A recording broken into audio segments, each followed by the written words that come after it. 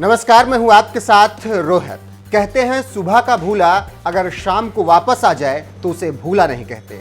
हो सकता है कि बहुत जल्द ये कहावत आपको सपा मुखिया अखिलेश यादव के मुंह से सुनने को मिल जाए, और वो भी अपर्णा यादव के लिए। जी हां, अगर ओपी राजभर की बातों पर यकीन करें तो आने वाले वक्त में ऐसा ही होता नजर आ रहा है, क्योंकि राजभर ने साफ शब्दों में कह दिया है कि अपर्णा घर वापसी करना चाहती हैं। सुनकर आपको जरूर हैरानी हो रही होगी, लेकिन राजभर का बयान तो इसी तरफ इशारा कर रहा है कि अपर्णा घर वापसी करने वाली है। यूपी विधानसभा चुनाव में पाला बदलने का सिलसिला सबने देखा। बीजेपी के कई नेता सपा में गए तो वहीं सपा के नेता और मुलायम की छोटी बहू अपर्णा ने बीजेपी का दामन थाम लिया था। न सिर्फ दामन थामा, बल्कि बीजेपी के मन से यह तक ऐलान कर दिया था कि पार्टी जहां से कहेगी वहां से चुनाव लड़ने के लिए तैयार है।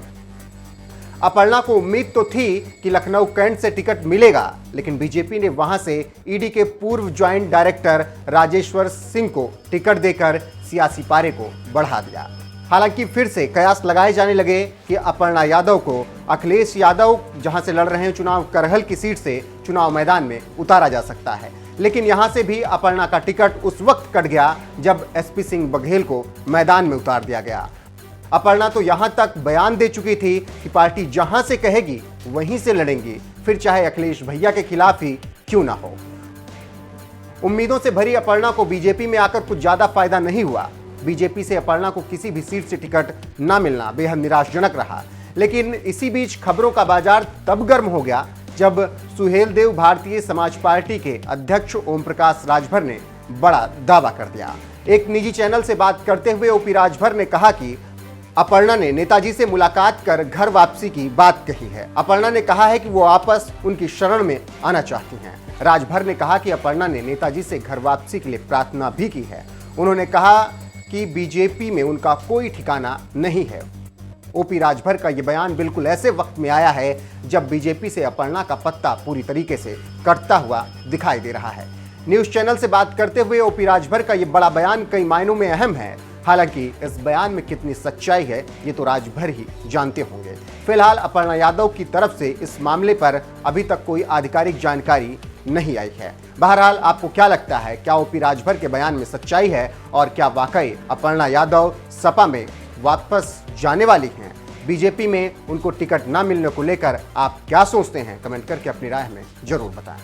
सर्वप्रथम यहाँ पे मैं आदरणीय प्रधानमंत्री श्री नरेंद्र मोदी जी का, आदरणीय मुख्यमंत्री उत्तर प्रदेश श्री योगी जी का बहुत बहुत धन्यवाद करती हूँ, और हम सबके प्रदेश अध्यक्ष जी स्वतंत्र देव जी, हमारे डिप्टी चीफ मिनिस्टर केशव राय मौर्य जी, श्री अनिल बलूनी जी, मैं बहुत बहुत धन्यवाद देती हूँ यहाँ पे मंचासीन सभी लोगों का कि आपने मुझे भारतीय जनता पार्टी का मेंबर बनने का एक सुअवसर दिया।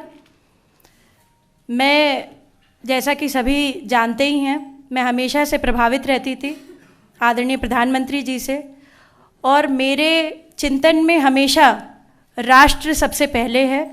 मुझे लगता है कि राष्ट्र का धर्म मेरे लिए सबसे ज़्यादा ज़रूरी है, और मैं बस यही बोलना चाहती हूँ कि अब मैं राष्ट्र की आराधना करने निकली हूँ।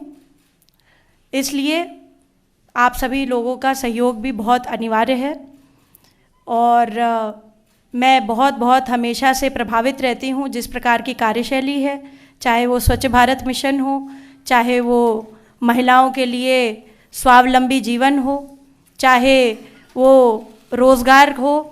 मैं हमेशा से भारतीय जनता पार्टी की स्कीम से हमेशा से बहुत बहुत प्रभावित रहती हूँ, और यही कहूँगी कि जो भी कर सकूंगी अपनी क्षमता से करूंगी।